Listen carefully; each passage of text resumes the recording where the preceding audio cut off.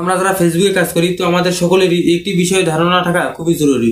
সেটা হলো আমরা এখন অনেকেই জানি না যে ফেসবুক বর্তমানে কোনটাতে বেশি আর্নিং দিতেছে, ফটোতে না ভিডিওতে।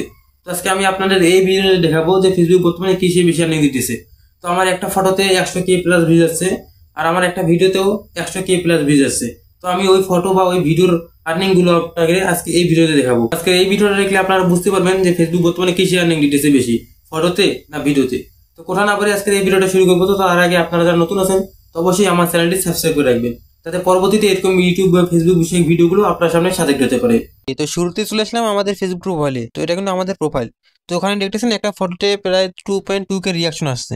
তো এটা আর্নিং যদি আমি আপনাদের দেখাই, তো এখানে দেখতেছেন সি ইনসাইড, এখানে যদি যাই তাহলে এখানে দেখতে পাচ্ছেন এই ফটোতে ভিউজ আসছে 1.1K, আর এখান থেকে আমাকে দিয়েছে 57 সেন্ট, যা $1 অনেক কম, যা বাংলা টাকা কনভার্ট করলে হয়তো 60-65 টাকার মতো হবে।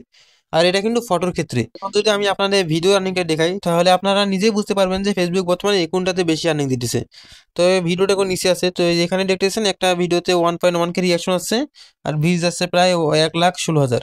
তো এখানে দেখছেন সি ইনসাইড, এখানে যদি যাই আমি তাহলে এখানে দেখতে পাচ্ছেন 1,16,000 ভিউজেতে ফেসবুক দিয়েছে 63 সেন্ট, যেটা বাংলা টাকায় কনভার্ট করলে 70 টাকার মতো হয়ে যায়। আর এটা হলো কিন্তু ভিডিও আর্নিং। তো ফটো তুলনায় ভিডিওতে কিন্তু অল্প পরিমাণে ভিউজ একটু বেশি আছে, তার কারণে আর্নিংটা একটু বেশি আছে। তো আশা করি আপনারা বুঝতে পারছেন যে ফেসবুক বর্তমানে কোনটাতে বেশি আর্নিং দিতেছে, ফটোতে না ভিডিওতে। তো আজকে ভিডিওটা এই পর্যন্ত। ভিডিওটা আপনাদের কাছে ভালো লাগলে অবশ্যই চ্যানেলটি সাবস্ক্রাইব করে রাখবেন।